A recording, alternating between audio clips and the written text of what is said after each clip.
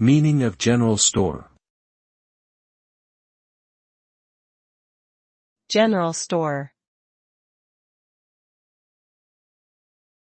General store.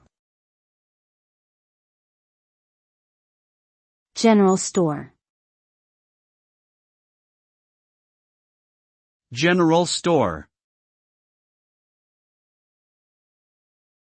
A general store is a retail shop that sells a wide variety of household goods, groceries, and other everyday items.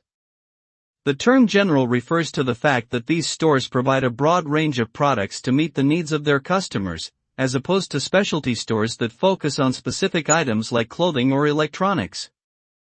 General stores were once common in rural areas where residents had limited access to transportation and needed a one-stop shop for all their essentials.